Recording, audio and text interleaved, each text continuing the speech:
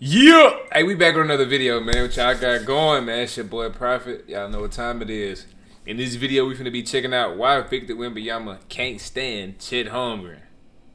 Let's go and get into it. I didn't even know these two niggas When they hand out Rookie of the Year this season, everyone will look back at Chet versus Wemby round 3. The Thunder came in winning their last 6 games by double digits, and Chet started on fire, made Wemby look silly, outscoring him 11-2 in the first quarter. Then Vic hit back. But it was a 3-point game with just 4 minutes left, and Wemby took over. A deep 3 over the outstretched arms of Holmgren. Then another one. But the game came down to Chet versus Wemby one-on-one. Holmgren trying to answer. that shit, nigga. Vic was so hyped he screamed at his bench, and after the win was straight emotional. I missed it.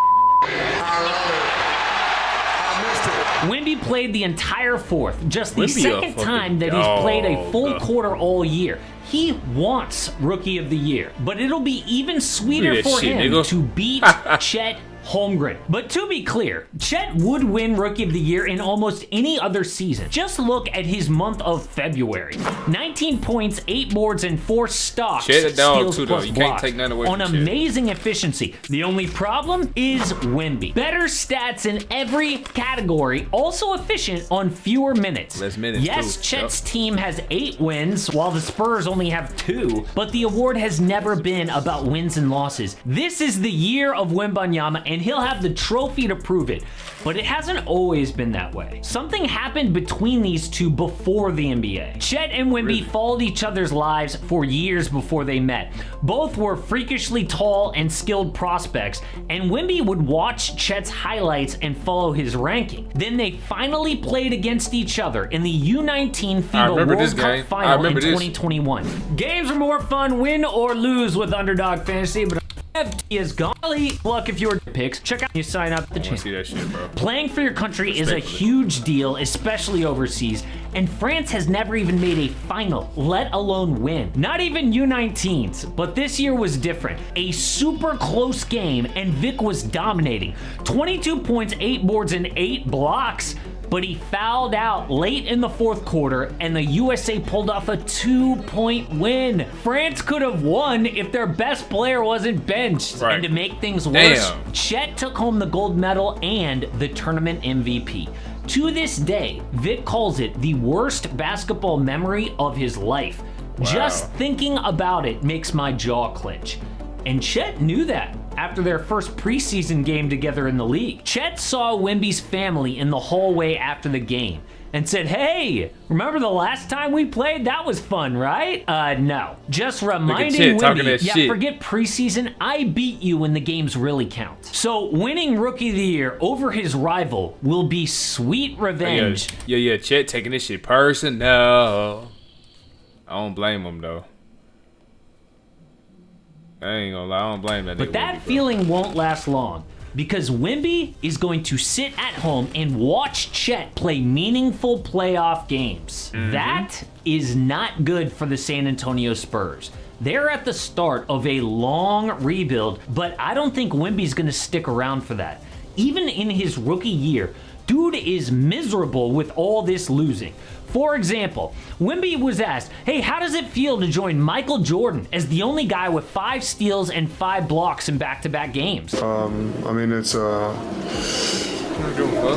wonder if he did it in wins. Who says that? As a 20-year-old, all he can think about is winning. He's like a 20-year-old Kobe Bryant. Compare that to DeAndre Ayton. He was also picked number 1, but said his definition of success is earning a 6-figure contract. Recently, Ayton said he has nothing left to prove. Wemby's out here making history saying it doesn't count because they lost. Now, part of that might be that Wemby knows the history of 7'3" guys or taller in the NBA.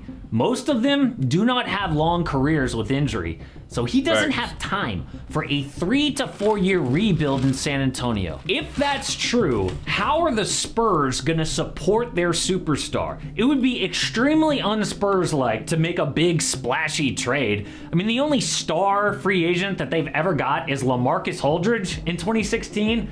Not exactly Kevin Durant. Part of that is being in a small market, but another part is doing things the right way and not taking shortcuts. But Wemby is different. If they sense that he's this unhappy, maybe they speed things up.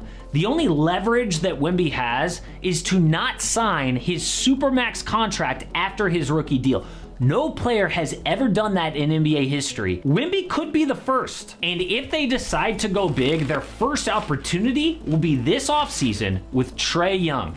Trae has quietly been hinting his dream trade would be to San Antonio. Dude compliments Vic every chance he gets. It's everything that everybody's been saying about him, and you can tell he's humble, competes, wants to work hard, so he's got all the intangibles to be the best player ever. Trae also suggested that Wemby's life would be a lot easier if he was on the team. They use him a lot better in that second half, throwing it up to him. I mean, sometimes you feel for him. He has some open looks. Sometimes they don't get it to him. And look at Trae's stats when he plays the Spurs. His highest scoring game of the year came in San Antonio. How obvious can it get? Several reports have even said Trae confirmed would love to team up with Wemby. DeMarcus Trae Young and Victor Wembanyama duo would go stupid. I ain't gonna cap, bro. That pick and roll unstoppable. You know Trae Young shooting that bitch from 40, 50 feet. And Wemby, you already know what Wemby do, bro. That should be OP. Cousins said this week he hopes Trae's played his last game for the Hawks. I feel like his talent is being wasted. His prime is being wasted. Get healthy, get yourself 100% correct, whether that's in Atlanta or, you know, fingers crossed, the San Antonio Spurs. It's a match made in heaven. It just makes sense. Which is how Trae Young feels, apparently. But there's one team that could screw all this up. Trae is represented by LeBron's agency, Clutch Sports, and the Lakers didn't trade for DeJounte Murray to get more assets for a bigger star this offseason. The Lakers now have 3 first-round picks, 3 swaps, and Austin Reeves' valuable contract. LA needs an elite point guard and could use Trae's scoring. But the Spurs have even more assets to trade, but more importantly, the Hawks own picks. When they dealt DeJounte Murray, Atlanta gave them Danilo Gallinari, a first from Charlotte, plus control of 3 of their first-round picks starting in 2025. If Atlanta is going to do this big rebuild, it would kind of help to have your own draft picks back. So no one has a bigger advantage to get Trae Young than San Antonio.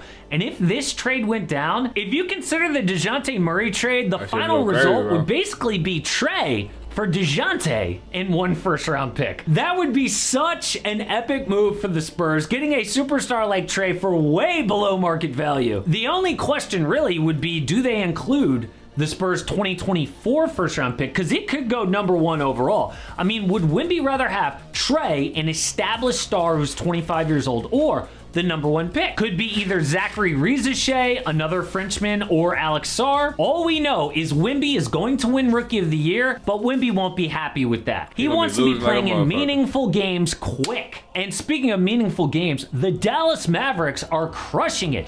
The secret, of course, is Luka and Kyrie. Nobody knew that they would be this good together.